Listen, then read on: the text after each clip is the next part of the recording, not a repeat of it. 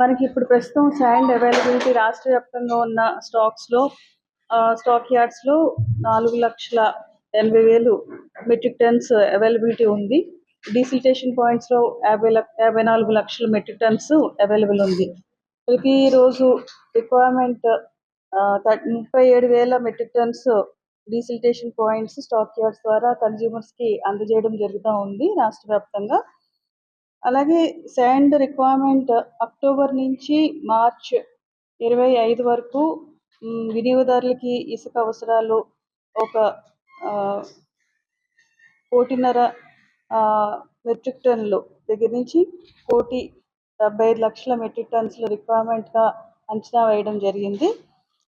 ఇప్పుడు ఇది action plan అంతా కూడా డీసిల్టేషన్ పాయింట్స్ 28 డీసిల్టేషన్ పాయింట్స్ రాష్ట్ర వ్యాప్తంగా 54 లక్షల మెట్రిక్ టన్స్ సప్లై చేయడానికి గాను మాన్యువల్ రీచెస్ 108 మాన్యువల్ రీచెస్ ద్వారా 70 లక్షల metric tons, semi mechanised reaches ద్వారా 48 సెమీ మెకనైజ్డ్ రీచెస్ ద్వారా 140 లక్షల మెట్రిక్ టన్స్ శాండ్ అందుబాటులోకి తేవడానికి ప్రయత్నాలు జరుగుతున్నాయి. ఇప్పుడు ట్రాక్టర్ నుంచి తెచ్చుకుంటే 50 కిలోమీటర్స్ వరకు డిస్టెన్స్ లో 2,600 వరకు అవుతుంది.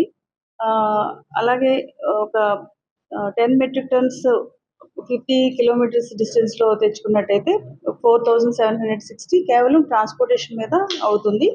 అలాగే 18 మెట్రిక్ టన్స్ 50 కిలోమీటర్స్ అయితే 8,480 రూపీస్ అవుతుంది. ఇప్పుడు మనకి డిస్టెన్స్ అనేది ఆల్మోస్ట్ 100 కిలోమీటర్స్ వరకు ఉంది కాబట్టి మోస్ట్లీ ఈ 18 టన్ మెట్రిక్ టన్ది 100 కిలోమీటర్స్ రావడానికి 13,660 రూపాయల వరకు అవుతుంది. దీనికంటే ఎక్కువ ఎవరు ఎట్టి పరిస్థితుల్లోనూ కూడా ఛార్జ్ చేయడానికి వీల్లేదు.